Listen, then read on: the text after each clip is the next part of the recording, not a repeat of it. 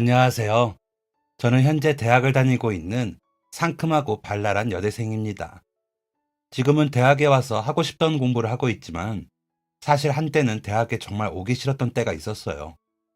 그래서 나름의 소심한 반항도 해보았는데요. 그렇게 방황하던 시기에 제가 마음을 다잡을 수 있도록 도와주셨던 분이 계세요. 바로 저에게는 아주 특별한 의미를 가지고 있는 저희 할아버지예요.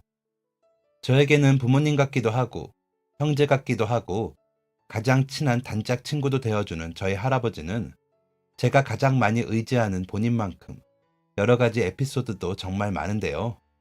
서로 투덕투덕 다투고 미워할 때도 있었지만 그래도 세상 어떤 보물과도 바꾸지 못할 만큼 가장 사랑하는 분이기도 하죠. 지금도 어리지만 더 어릴 때부터는 저는 할아버지와 함께 살았어요. 원래는 제가 태어나기 전부터 부모님께서 할아버지를 모시고 사셨는데요. 두 분 다 일을 하시다 보니 제가 태어나고 나서도 따로 분간을 하지 않으셨어요.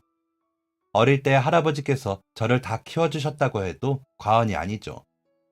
젖병부터 이유식, 배밀이부터 걸음마까지 모두 할아버지께서 다 케어해 주셨거든요. 그러다 보니 어릴 때부터 저는 할아버지에 대한 애착이 남달랐어요. 바빠서 얼굴을 자주 뵙지 못하는 부모님 대신 할아버지랑 보내는 시간이 더 많았거든요. 그렇다고 저희 부모님이 싫다거나 미운 건 아니에요. 다만 요즘은 황혼 육아라고 조부모님께서 아이들을 많이 돌봐주신다고 하는데 들어보니 그게 엄청 힘든 일이더라고요. 아이들 키우는 데는 신경도 많이 쓰이고 체력도 정말 많이 필요한데 할아버지 할머니들께서는 체력도 젊은 친구들에 비해 상대적으로 부족할 수밖에 없으니 손목도 아프고 허리도 아프고 어디 하나 몸이 성할 데가 없다고 하더라고요. 그래서 할아버지께서 저를 힘들게 안아주고 업어주고 해서 키우셨을 것을 생각하면 얼마나 힘드셨을까 싶어요. 어릴 때는 유치원이랑 학교에서 발표회를 하거나 참관 수업을 할 때 할아버지가 오시기도 하셨는데요. 너희 아빠는 저렇게 늙었냐며 놀리는 친구들도 있었는데 저는 눈에 꿀이 뚝뚝 떨어지는 표정으로 제 모습을 서툴게 카메라로 찍어주던 할아버지의 모습이 아직도 기억에 남아요. 할아버지께서 저를 애지중지 아껴주신 데는 사실 저희 아버지 때문이기도 하다고 해요. 아버지가 어릴 때는 할아버지께서 생계를 유지하느라 너무 힘들고 바빠서 제대로 키워주지도 놀아주지도 못했다고 하시더라고요.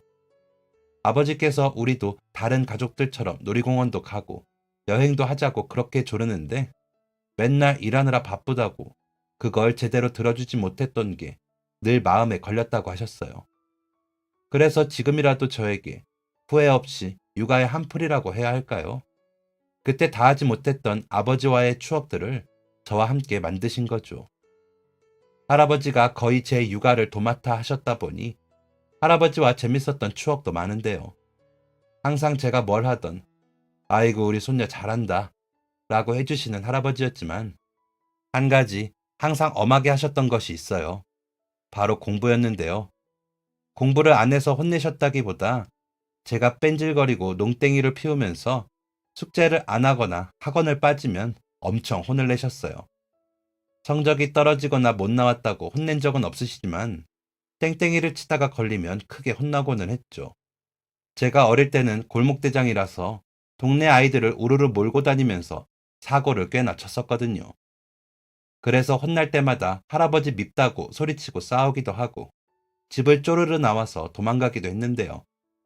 할아버지랑 다투고 도망을 치면 항상 가는 곳이 있었어요. 바로 저희 고모 할머니 집이었죠.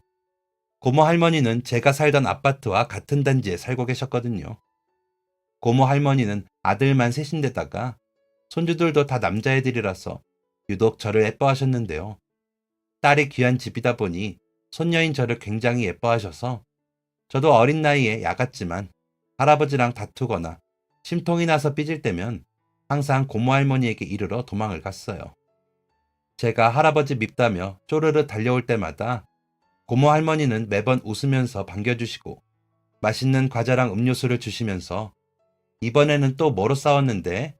하면서 제 이야기를 들어주곤 하셨거든요. 그렇게 이야기를 나누다 보면 어느새 화가 풀리기도 하고 곧 할아버지가 우리 강아지 아직도 삐졌나? 하면서 제가 좋아하는 과자나 아이스크림을 손에 들고 오시기도 하셨어요. 어릴 때야 귀엽고 철없는 정도였는데 제가 고등학교 2학년 때쯤 크게 반항기를 겪었어요. 지금 생각해보면 어리고 철이 없던 거였지만 말이죠. 그때 반항을 했던 가장 큰 이유는 부모님 때문이었는데요. 어릴 때부터 늘 일이 바빠서 저에게 크게 신경을 써주지 못했던 부모님에 대한 서운함이 그때쯤 극에 달했던 것 같아요. 아버지께서 당시 일하던 회사에서 주 재원으로 해외 파견을 가시게 되었어요. 저는 부모님이랑 떨어지는 게 싫어 따라가겠다고 우겼는데 부모님께서는 국내에서 입시를 준비 시작해야 하는 중요한 시기에 국가를 옮겨서 가는 게 좋은 생각이 아닌 것 같다고 하더라고요. 가서 원래 논의된 기간보다 더 오래 있게 될 수 있는데 아예 오래 있게 된다면 상관없지만 괜히 고3 때쯤 애매하게 돌아오게 된다면 더 수능 준비하기도 힘들 거라고요. 저는 괜찮다고 상관없다고 제가 어디서든 수능 준비 열심히 하겠다고 했지만 영어권 국가도 아니라서 갑작스럽게 환경에 적응하기 쉽지 않을 거라고 할아버지랑도 이야기를 나누시더니 부모님만 해외로 가시는 거로 결론이 났어요. 당연히 저는 왜 제 이야기를 저도 없이 결정하냐고 울고 불고 난리가 났죠. 다들 저를 위한 결정이었다고 하셨지만 아직 철이 없던 저는 그저 부모님이 저를 두고 해외로 나가신다는 게 서운해서 출국하는 날까지 삐져서 인사도 제대로 하지 않았어요. 그리고 부모님이 떠나신 후에도 한참이나 삐져있던 저는 할아버지 말도 제대로 듣지 않고 툴툴거리기 일쑤였죠. 아무리 할아버지가 제가 좋아하는 반찬을 챙겨주시고 심지어 지나가시다가 제가 좋아하는 연예인이 보여 사왔다며 부채까지 사다 주셨는데 저는 쌩하니 방으로 들어가 버렸어요. 그러다가 한번 큰일이 있었는데요. 제 인생에 있어서 가장 큰 사건 중 하나였죠. 그날도 아침에 버스를 타고 등교하고 있었는데 같은 학교 친구 한 명이 아침부터 아버지랑 같이 버스를 타고 등교하더라고요. 등교 시간과 출근 시간이 겹친 건지 엄청 다정하게 두 명이 함께 앉는 의자에 나란히 앉아 오늘 점심은 무엇인지, 날씨가 어떤지, 학교 생활은 어떤지 도란도란 이야기하면서 가는데 뒤에서 보면서 순간적으로 너무 셈이 나는 거 있죠. 혼자서 비죽거리면서 앉아있다가 저도 모르게 학교를 가기 위해서 내려야 하는 버스에서 내리지 않은 채 계속 앉아있었어요. 내려야 하는 정류장을 지나는 순간 학교를 땡땡이 치는 것은 처음이라 심장이 막 두근두근 뛰면서 정말 입 밖으로 튀어나올 것만 같더라고요. 막 심장이 요동치면서 괜히 버스 기사님부터 버스에 타고 계시는 다른 분들이 쟤는 왜 버스에서 안 내리지? 학교 안 가나? 땡땡이 치나? 날라리인가? 막 이런 생각을 하면서 저를 쳐다보는 것 같고 식은땀이 다 나는 것 같더라고요. 땡땡이는 처음이라 이제 어떻게 해야 하나 고민했었어요. 버스를 계속 타고 가야 하나? 아니면 중간에 내려야 하나? 내리면 또 어디를 가야 하나? 차라리 지금이라도 학교를 다시 가야 하나? 엄청난 고민을 했었어요. 그러다가 만약 내가 학교에 가지 않은 것을 담임 선생님이 아시면 할아버지에게 연락하실까? 부모님에게 연락하실까? 이런 생각이 들더라고요. 그래서 혹시나 부모님께 연락하시면 제가 부모님이 없어서 삐뚤어졌다는 것을 알고 저를 데리고 가거나 다시 돌아오시지 않을까 하는 생각이 들더라고요. 지금은 그때보다 철이 들었기 때문에 부모님과 진솔하게 이야기를 나누거나 차분하게 제가 어떻게 공부할지 계획을 세워 설명해 드리거나 아니면 깔끔하게 포기하고 할아버지와 한국에서 열심히 지내거나 하며 조금 더 어른스럽게 대처했을 것 같은데요. 그때는 참 왜 그랬나 싶어요. 사춘기라는 게 이렇게 무섭구나 싶은 생각도 들고요. 그렇게 버스를 타고 가다가 결국은 주변에 눈치가 보여서 내렸어요. 어디로 갈지 몰라서 다시 집 쪽으로 돌아가는 방향으로 무작정 걷기 시작했죠. 그렇게 한참을 걷는데 갑자기 누가 제 이름을 부르더라고요. 깜짝 놀라서 뒤를 돌아보니 마침 시장에 장을 보러 나오신 고모 할머니였어요. 너 학교 갈 시간인데 이 시간에 여기서 뭐 하냐고 저만큼이나 놀란 얼굴로 부르셨더라고요. 혼날까봐 우물쭈물하며 대답을 망설이고 있었더니 눈치를 채셨는지 밥은 먹었냐며 마침 장도 봤으니 맛있는 걸 해주겠다고 집으로 가자고 하셨어요. 딱히 갈 곳도 없었기에 조용히 고모 할머니를 따라갔죠. 집에 도착하니 할머니께서는 장 봐오신 재료들로 이것저것 반찬을 만들어 주셨어요. 식사가 다 차려질 때까지 제가 왜 학교에 가지 않았는지, 왜 거기에 있던 건지 전혀 묻지 않으셨어요. 왜 안 물어봐요? 뭐를? 네가 학교 안 간 거? 네. 뭐 만날 빼먹는 것도 아니고 하루 정도 학교 안 가면 뭐 큰일 안 난다. 다 사정이 있겠지. 우리 손주가 얼마나 똑똑한데 다 생각이 있어서 그랬겠지 한다. 눈물이 왈칵 쏟아지려고 하는 것을 참고 다시 밥을 먹는데 갑자기 누군가 초인종 누르는 소리가 들렸어요. 고모 할머니는 저를 한번 쓱 보시더니 네 할아버지 왔나 보다 하면서 자리에서 일어나시더라고요. 그리고 현관문을 열러 밖으로 나가시면서 문 앞에서 할아버지와 뭐라 이야기를 하시는 것 같았는데 주방까지는 잘 들리지 않았어요. 그리고 잠시 후 성난 발걸음으로 씩씩거리면서 할아버지가 주방으로 등장하셨죠. 초인종을 누른 사람이 할아버지일 거라고는 생각했지만 그래도 막상 할아버지 얼굴을 보니 너무 당황스러워서 입을 벌리고 있다가 방금 입에 넣은 메추리알이 툭 하고 튀어나와 떼구르르 굴러갔어요. 아이고, 애가 얼마나 놀랐으면 저거 입에서 알 튀어나오는 것 봐라. 애 밥 먹는데 나중에 이야기하라니까. 참 오빠도 앉아 밥이나 먹어라. 아니 지금 애가 학교를 안 갔는데 밥을 먹을 일이냐 이게? 에헤이, 학교에서 혼나도 점심시간에 급식은 주는데 당연히 밥부터 먹어야지. 애를 그럼 굶기나? 정신 사납다. 앉아라 앉아. 저는 후다닥 휴지를 가지고 와서 메추리알을 주워서 버리고 제 자리에 다시 조용히 앉았어요. 할아버지는 여전히 씩씩거리면서 한마디라도 하고 싶은 기세로 저를 쳐다봤지만 고모 할머니가 옆에서 눈을 치켜뜨며 눈치를 주니 어쩔 수 없이 앉아서 밥을 한 숟가락 드시더라고요. 한참 밥을 먹다가 분했는지 계속 곁눈질로 저를 쳐다봤지만 다들 묵묵히 밥을 먹었어요. 할아버지는 밥을 후다닥 드시면서 제가 다 먹기를 기다리시더니 마지막 숟가락을 입에 넣자마자 한 말씀 하셨죠. 자, 이제 밥 다 먹었으니까 이야기해도 되지? 저 영감 저거 성질 봐라. 그러려고 밥을 꿀꺽꿀꺽 삼켰구먼. 애 체하겠다. 과일이라도 먹으면서 이야기해라. 할아버지는 다시 한번 숨을 몰아쉬면서 고모 할머니가 과일을 자를 때까지 기다리셨어요. 그리고 드디어 기다렸던 과일이 나오자마자 한마디 크게 하시려는데 고모 할머니께서 과일을 집으시더니 입에 쑥 넣어버렸죠. 역시 과일은 시장 거기가 맛있다니까. 백화점이고 뭐고 다 필요 없고 거기 과일이 진짜 달고 맛있다. 이제 더는 못 참는다. 너 오늘 학교 왜 안 갔어? 아침에 학교 간다고 교복 입고 나가서 담임 선생님이 안 왔다고 전화해가지고 얼마나 놀랐는지 알아? 거참, 애도 다 생각이 있겠지. 얼마나 예민한 시기인데. 그리고 얘가 뭐 언제 허튼 짓 하는 그런 애도 아니고. 예민한 시기는 무슨. 내일 모레면 대학 가야 하는데 이제 곧 어른인데 아직도 이렇게 철딱선이 없는 짓이나 하고 나중에 출석 때문에 점수라도 깎이면 선생님이 생활기록부에 안 좋게라도 쓰면 대학은 어떻게 가려고 그래? 안 가. 대학 안 가. 안 간다고. 할아버지도 엄마랑 아빠도 맨날 대학 싫어. 안 갈 거야. 뭐? 대학을 왜 안 가? 요즘 대학 안 가는 애들이 어딨다고? 저. 요즘 애들이 얼마나 예민하고 감성도 여린데, 오빠는 그래서 안 된다. 영감탱 나이 들어서 뭘 알겠나. 그리고 오빠도 예전에 아버지랑 싸우면 맨날 학교 안 가고 뒤에 산에 가서 낮잠 자다가 집에 오고 그래놓고는 참. 아니, 그거는 더 어릴 때 이야기고 얘는 이제 곧 수험생인데. 그리고 뭐? 영감탱? 너도 할머니면서? 엄마야, 오빠랑 나랑 나이 차이가 몇 살인데? 그리고 난 어디 가면 아직 아줌마로 보거든. 정신 사납다. 과일 다 먹었으면 가라. 얘는 내가 알아서 저녁까지 먹여서 보낼게.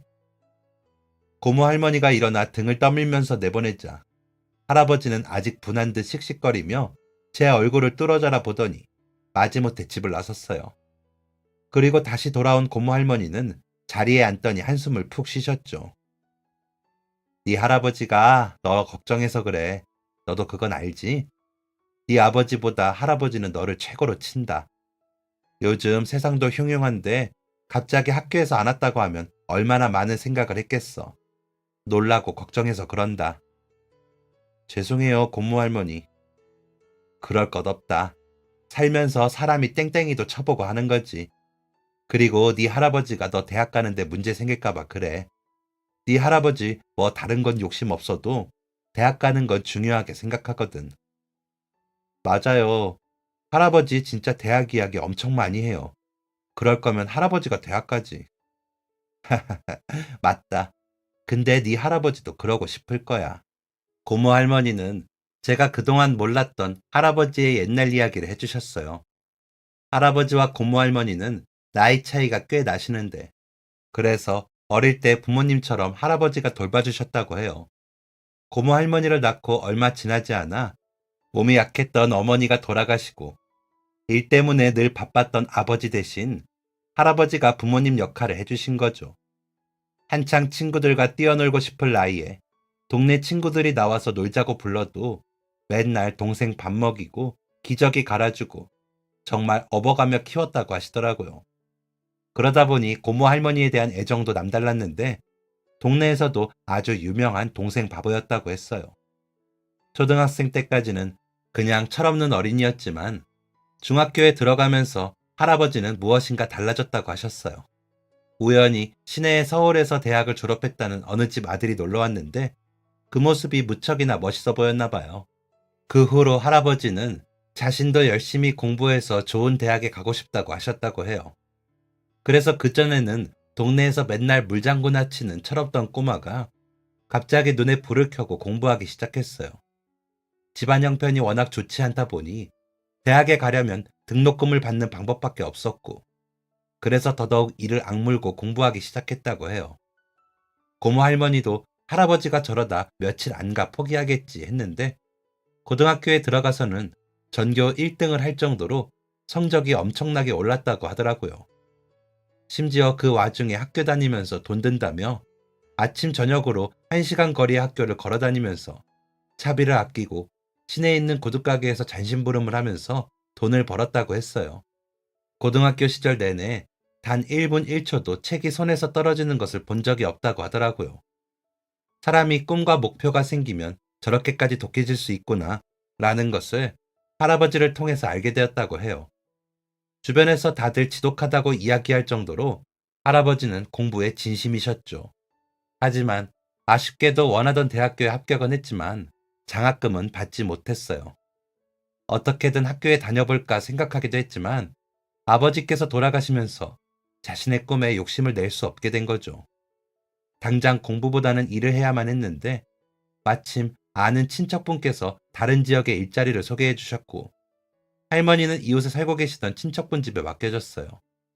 낮에는 친척분이 소개해 준 양식장에서 일하고 저녁에는 근처에 있는 횟집에서 서빙과 잔심부름을 하면서 하루에 거의 3, 4시간 정도만 잠을 자면서 제대로 먹지도 쓰지도 않고 돈을 모았다고 하셨어요. 그렇게 2년 정도 정말 숨만 쉬면서 돈을 모으셨고 그러면서도 계속 공부를 손에서 놓지 않았다고 하시더라고요. 잠깐 화장실에 앉는 시간조차 단어장을 들고 다니면서 외울 정도였다고 해요. 돈도 모으고 대학교에 장학금을 받고 들어가 동생이랑 함께 살겠다는 꿈을 꾸면서 그렇게 버티셨다고 하더라고요. 몇 년을 죽어라 공부하고 돈을 모아서 겨우 학교에 다닐 수 있을 정도의 자금을 만들었고 3년 만에 원하는 대학에 장학금을 받으면서 입학이 가능하다는 합격 통지서를 받으셨어요. 그렇게 드디어 원하는 대학에 갈 수 있는 꿈을 이루려던 순간 행복한 마음으로 합격 통지서를 가지고 집으로 돌아온 할아버지는 예상치 못한 소식을 들었어요. 양손 가득, 여동생이 좋아하는 빵까지 가득 들고 집으로 돌아오신 할아버지는 친척 집으로 갔는데 안타까운 소식을 들었어요. 여동생이 집에 없어서 혹시 어디 놀러라도 갔냐고 물었는데 친척분이 여동생이 이야기하지 말아달라고 부탁했다며 대답하기를 꺼리시더라고요. 할아버지는 어리둥절해서 뭘 모르고 있었냐고 무슨 일인지 물어보니 시내에 있는 대학병원으로 가보라고 하셨어요. 이야기를 듣고 급하게 병원으로 뛰어가신 할아버지는 병원복을 입고 누워있는 고모 할머니를 발견했어요. 고모 할머니는 그때를 기억하며 할아버지의 얼굴이 그렇게 하얘진 것은 처음 봤다고 하시더라고요. 사람이 놀라면 저렇게 새하얗게 질린다는 것을 그때 알게 되셨다고 해요. 할아버지는 집에서부터 시내까지 얼마나 뛰어왔는지 티셔츠뿐만 아니라 바지까지 땀에 절어서 마치 방금 물벼락이라도 맞고 나온 사람처럼 비 오듯이 온몸에서 땀을 흘렸다고 해요. 그리고 사색이 된 얼굴로 병실문을 열고 들어왔다고요. 할아버지가 돈을 벌어 집을 떠나신 후 할머니는 중학교에 진학하는 대신 동네에 있는 한 부잣집으로 허드렛 일을 하러 들어갔어요. 집안일을 도와주고 자기랑 몇 살 차이 나지도 않는 아이들의 뒤치다꺼리를 해주는 일이었죠. 아침 일찍 나가서 식사 준비를 하고 시장을 보고 그 넓은 집안을 돌아다니면서 청소를 하고 오후에는 학교에서 돌아온 애들 간식과 밥을 챙겨주고 놀아주면서 해가 질 때쯤이 되어서야 집으로 돌아오곤 하셨다고 하는데요. 이야기를 들으면서 제가 막 초등학교를 졸업했을 때를 떠올리니 그때도 엄청 어린아이였는데 그 나이에 어떻게 다른 사람 집에서 일을 하면서 돈을 벌었나 싶더라고요. 저는 고모 할머니께서 일하셨다는 그 나이에 여전히 부모님이나 할아버지가 만들어주신 간식이나 밥을 먹고 어떻게 하면 만화책을 한 페이지라도 더 볼 수 있을까 고민하던 게 전부였거든요. 그렇게 할아버지가 집을 떠나신 후 할머니는 그 집에서 가정부로 일했는데 할아버지가 찾아오시기 한 달 전쯤 갑자기 쓰러졌다고 하시더라고요. 그래서 병원에 입원해서 여러 검사를 받게 되었는데 처음에는 빈혈 수치 때문에 단순히 빈혈이라고만 생각을 했다고 해요. 그런데 병원에서 검사 결과 중 이상한 부분이 있는 것 같다고 조금 더 정밀 검사를 받아보자는 이야기를 했어요. 그래서 검사를 진행해 보니 신장 쪽으로 작은 종양이 있다고 하더라고요. 다행히 다른 곳으로 전이가 되지 않았고 크기도 큰 편이 아니라 수술로 제거가 가능하다고 했어요. 그래서 수술하려고 기다리던 중 할아버지가 찾아오셨던 거죠. 할아버지는 이렇게 큰일이 있었는데 왜 자신에게 이야기하지 않았느냐고 엉엉 우셨다고 해요. 고모 할머니는 할아버지가 힘들게 돈 벌고 공부하는 걸 뻔히 아는데 차마 이야기를 할 수 없었다고 하더라고요. 자신 때문에 괜히 시험도 제대로 보지 못할까봐 걱정이 되셨다고요. 그래서 친척분이 할아버지에게 연락하신다는 것을 온몸으로 막으면서 병원비랑 수술비는 나중에 돈 벌어서 꼭 갚을 테니 제발 오빠한테는 연락하지 말아달라고 간절하게 부탁하셨다고 했어요. 어차피 수술만 잘 받으면 목숨이 위험하진 않다고 하니 그냥 상황이 잘 정리되면 그때 이야기해야겠다고 하셨다고 해요. 그렇게 어린 나이에 벌써 자신의 소식을 들었을 때 힘들어할 것 같았던 오빠를 먼저 생각한 거죠. 자기 손을 붙잡고 엉엉 우는 할아버지에게 오히려 죽을 병도 아닌데 왜 이렇게 야단법석이냐고 옆에 자기보다 더 아픈 환자들도 있는데 민망하다고 타박하셨다고 하더라고요. 옛날이나 지금이나 호탕하신 성격은 여전하셨던 것 같아요. 아니나 다를까 할아버지는 수술비를 위해서 자신이 원하던 대학에 합격했음에도 불구하고 포기하고 다시 본가로 내려오셨어요. 그리고 그동안 모아둔 돈도 모두 수술비와 병원비로 내셨고요. 고모 할머니는 그러지 말라고 이럴까봐 이야기 안 한 거라고 극구 사양했지만 수술비도 병원비도 딱히 마련할 다른 방법이 없었기 때문에 어쩔 수가 없었죠. 그리고 병원에 있는 동안 간호도 할아버지께서 다 해주시고 집으로 돌아와서도 한동안은 할아버지께서 식사까지 다 먹여주셨다고 하더라고요. 손가락 다친 거 아니라고 괜찮다고 극구 말려도 할아버지는 혹시나 고모 할머니께서 또 아플까 전전긍긍하면서 극진하게 간호하셨다고 했어요.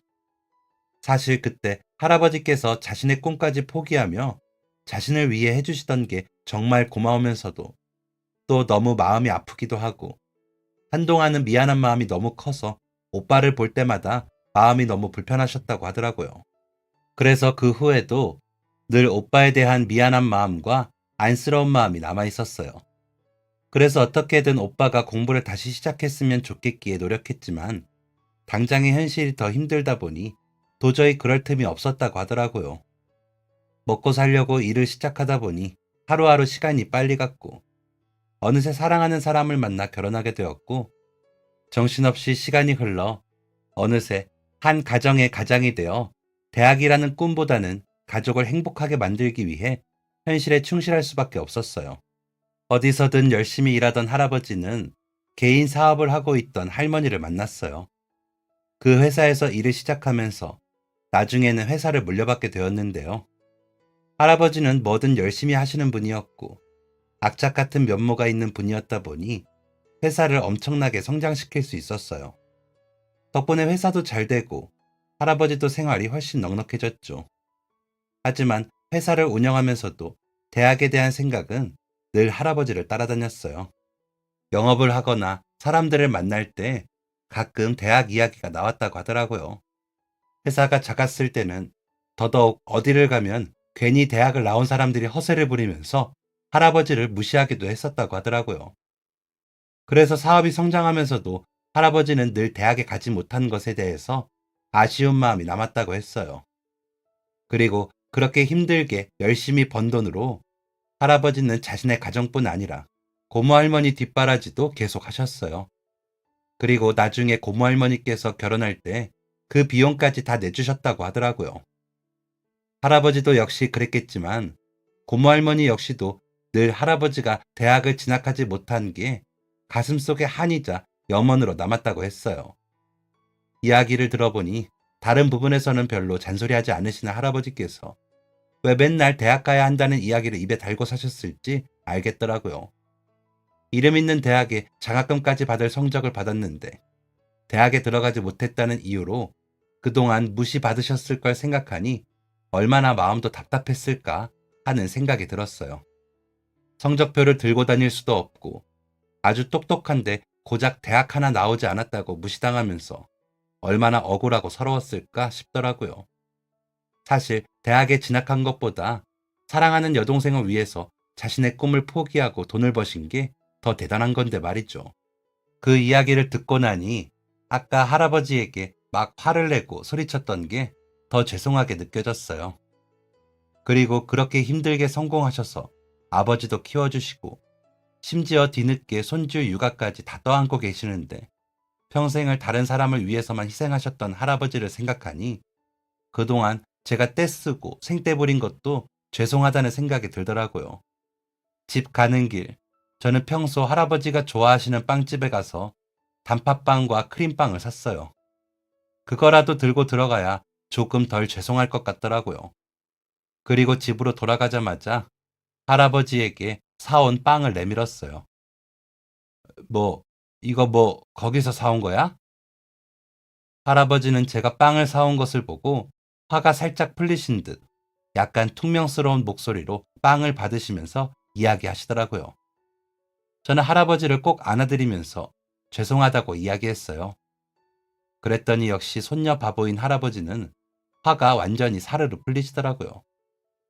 다음부터는 그러지 말아라 하면서 제 등을 토닥토닥 해주셨어요. 저도 그래서 할아버지에게 그동안 제가 왜 마음이 속상했는지 솔직하게 이야기했어요.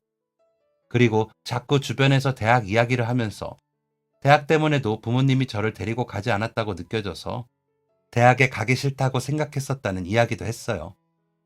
할아버지는 한참을 제 이야기를 잘 들어주시더니 차분한 목소리로 이야기하셨어요. 할아버지는 예전에 대학에 너무 가고 싶었는데 못 갔어. 그리고 그게 후회되는 순간이 참 많았단다. 살아보니까 대학이 인생의 전부는 아니지만 대학을 나와서 손해보는 일은 없더구나. 특히 요즘은 웬만한 너희 또래 애들은 다 대학에 가지 않니? 다들 비슷한 시작점에서 출발하는데 너에게도 그런 기회가 있었으면 한다. 생활이 어렵거나 어쩔 수 없는 이유로 못 가는 것도 아니잖니. 나는 그저 우리 손주에게 가장 좋은 환경과 기회를 주고 싶어질 뿐이야. 그리고 너희 부모님도 가장 바라는 건 네가 행복한 것밖에 없다. 거긴 날씨도 덥고 문화도 아주 다르고 네 부모님도 아직도 적응하느라 힘들어하는데 너까지 그렇게 힘들게 하고 싶지 않아서 그런 거야. 네가 오래 살았던 동네랑 가장 친한 친구들도 다 여기 있잖니. 너를 위해서 했던 결정이라고 생각했는데 그렇게 속상했었다니 미안하구나. 저는 할아버지에게 아니라고, 제가 너무 철이 없었다고 이야기하고 저희는 무사히 화해를 할 수 있었어요. 다음날 학교에 가서 선생님에게 혼돈하고 다시는 그러지 않겠다고 이야기를 했죠. 그리고 그날부터 그동안 방황하던 것은 모두 끝내고 공부에 집중하기로 했어요. 할아버지의 예전 이야기를 들으면서 저에게 하나의 꿈이 생겼거든요. 그날부터 저는 목표를 정해두고 열심히 공부했어요. 제가 달라진 모습을 보면서 할아버지도 무척이나 뿌듯해 하셨죠. 그리고 1년 반 정도를 정말 열심히 공부에만 집중을 했어요. 가끔 모르는 부분이 있어서 답답해하고 있으면 할아버지께서 도와주기도 하셨는데요. 제가 어릴 때 할아버지가 자주 숙제도 도와주고 공부하는 것을 도와주셨는데 오랜만에 할아버지랑 같이 공부하니까 재밌더라고요.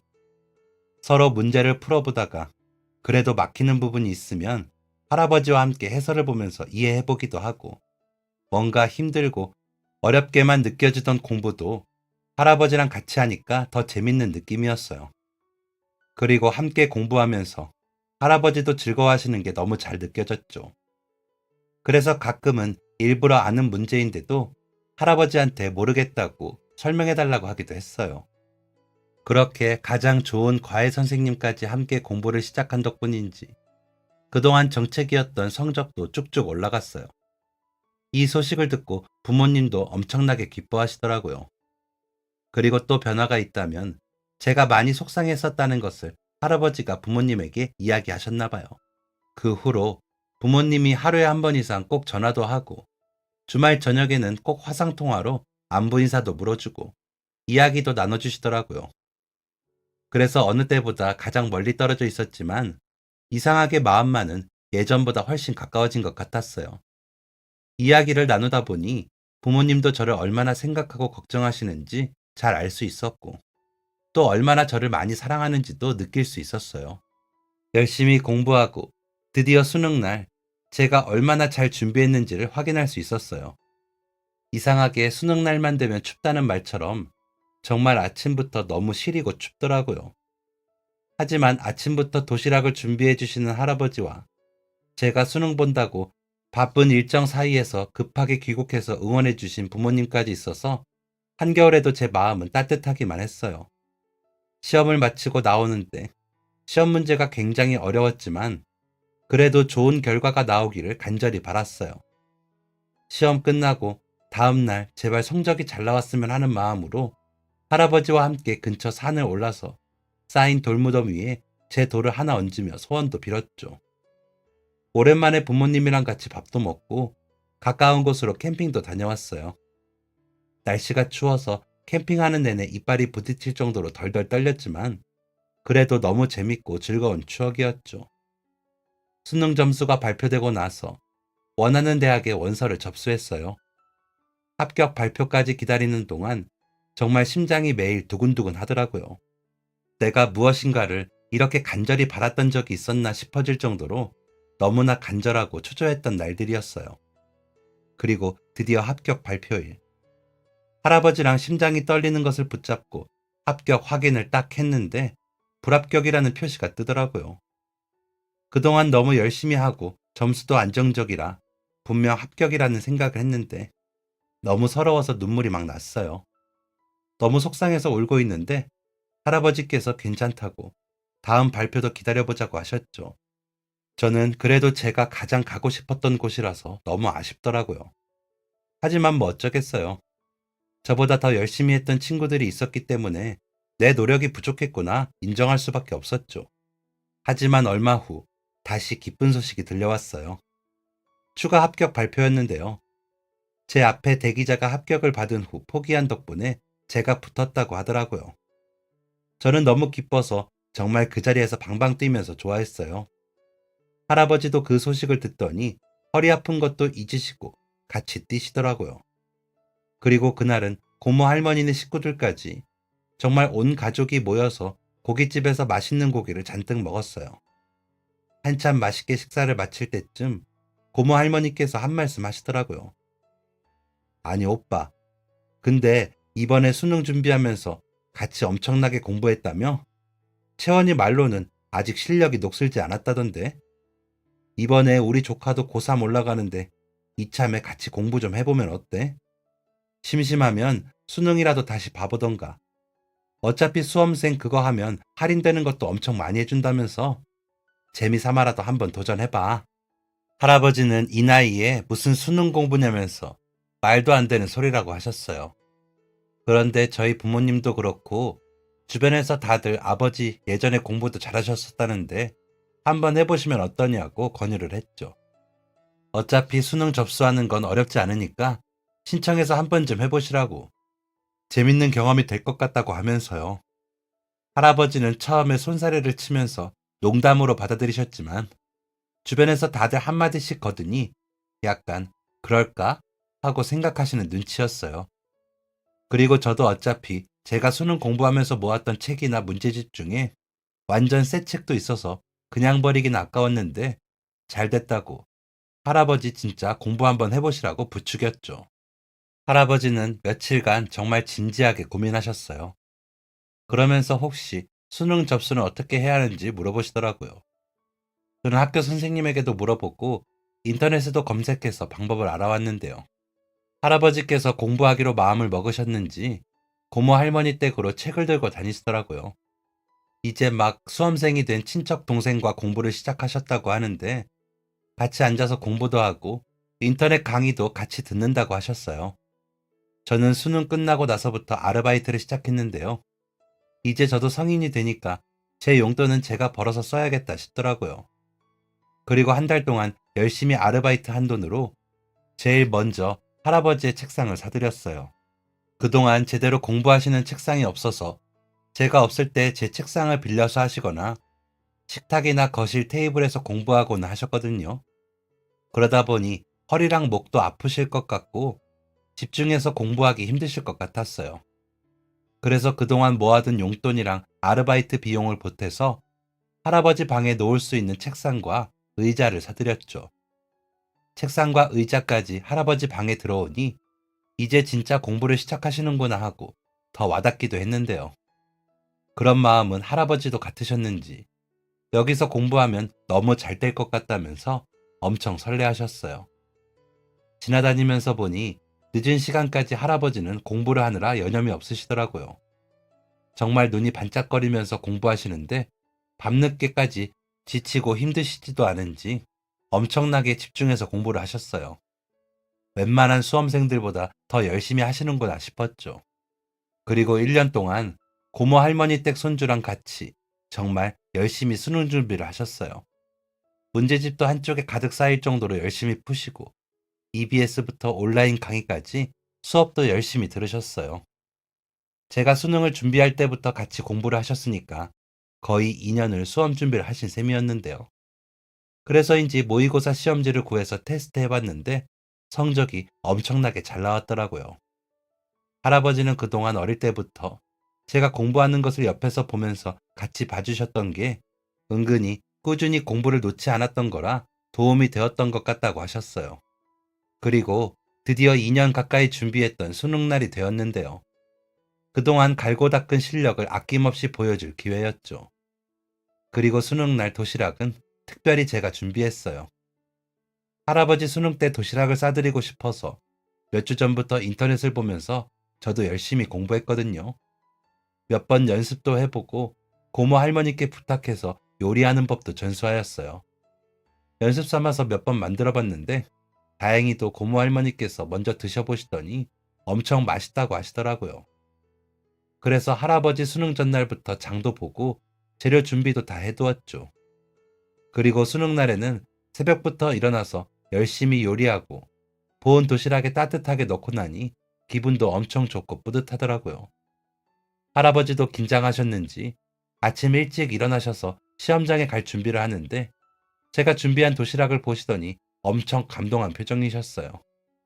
살짝 눈물을 보이려고 하시길래 제가 시험날 아침부터 울면 어떡하냐고, 가서 시험 잘 보려면 울면 안 된다고, 눈 부으면 앞도 제대로 안 보인다고 애교 섞인 목소리로 괜히 웃으면서 넘어갔죠. 사실 할아버지 표정을 보니 저도 눈물이 날 것 같았거든요. 중간중간 먹을 간식까지 알차게 챙겨드리고 같이 시험장으로 향했어요.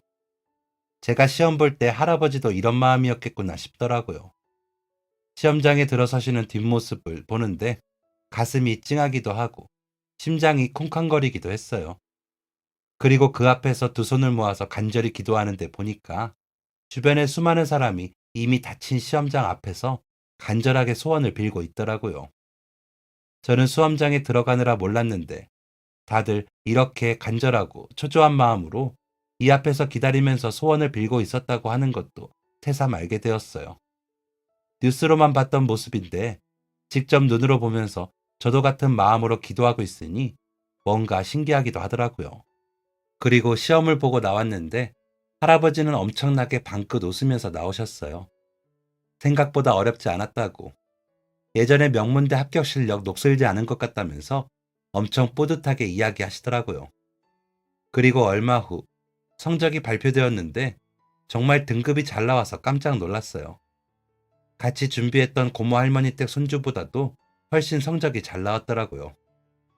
그리고 할아버지는 꿈에 그리던 대학 원서까지 쓰셨어요.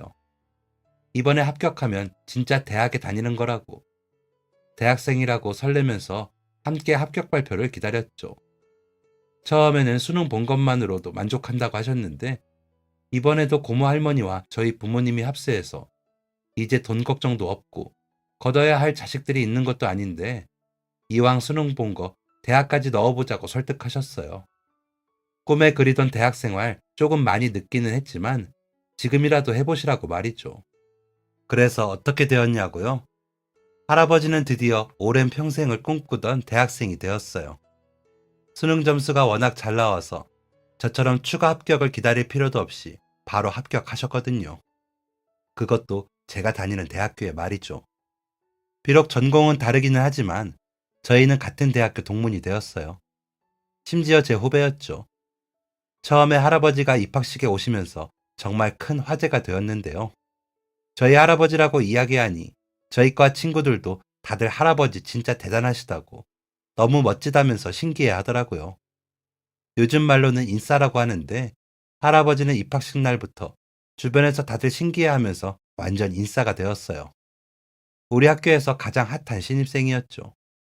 그리고 원래 우리 학교는 규칙상 부모와 자식이 같이 대학을 다니면 장학금을 주는 제도가 있었는데요. 할아버지 사연을 들으신 총장님께서 이례적으로 저희에게만 할아버지와 손녀가 같이 대학을 다닌다고 가족 장학금을 받을 수 있도록 해주셨어요. 덕분에 저는 제 가장 친한 단짝 친구와 대학을 다니면서 장학금까지 받을 수 있었죠.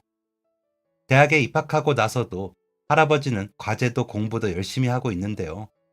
다행히 착한 동기들을 만나서 수업 때도 잘 챙겨주고 과제할 때도 같이 카페에 모여서 과제도 하고 한다고 하더라고요.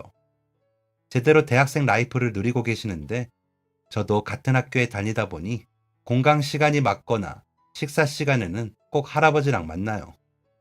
학교 식당에서 같이 밥을 먹고 있으면 가끔 교수님인 줄 알고 인사를 하거나 눈치를 보는 학생들도 있는데 그럴 때마다 이번에 입학한 신입생이라고 제 후배라고 소개하면 다들 깜짝 놀라더라고요. 할아버지랑 그 모습을 볼 때마다 깔깔 웃고는 해요. 저는 학교 생활이 이전보다 훨씬 재밌는데요. 할아버지도 너무 즐겁게 학교 생활을 하고 계시는 것 같아 다행이다 싶어요. 할아버지는 예전부터 공부하고 싶었던 사학과에서 역사에 관련된 공부를 하고 계시는데요. 저는 같은 학교의 국어교육학과에 재학 중이에요. 수능 준비를 하기 전 고모 할머니로부터 할아버지 이야기를 듣고 나서 생긴 꿈이 바로 국어 관련이었거든요. 할아버지 이야기를 들으면서 혹시나 할아버지처럼 공부를 하고 싶지만 학생 때 하지 못했던 분들에게 공부를 도와드리고 싶다고 생각하게 되었는데요. 그래서 어떤 과를 가면 좋을까 고민했는데 아무래도 어르신분들 중에 글자를 읽고 쓰기를 어려워하는 분들도 많으니 한글부터 가르쳐 드릴 수 있도록 배우는 게 좋겠다 싶었거든요. 할아버지와 손녀는 오늘도 열심히 학교에 다니면서 공부하고 있는데요. 이제 곧 학교에서 축제도 한다고 해서 할아버지를 모시고 갈 예정인데 얼마나 재밌어 하실지 벌써 상상되어서 재밌네요. 앞으로 공부도 열심히 하고 대학생활도 열심히 즐기면서 무사히 졸업까지 하는 게 저희 두 사람의 목표인데요. 할아버지가 졸업 때까지 아프신 곳 없이 건강했으면 좋겠어요. 그리고 평소에 제가 자주 툴툴거리지만 사랑하는 할아버지가 저는 늘 가장 자랑스럽고 존경스럽다는 것도 알아줬으면 좋겠네요. 지금까지 사연 들어주셔서 감사합니다. 사연이 재밌으셨다면 구독과 좋아요를 눌러주세요. 감사합니다. 안녕히 계세요.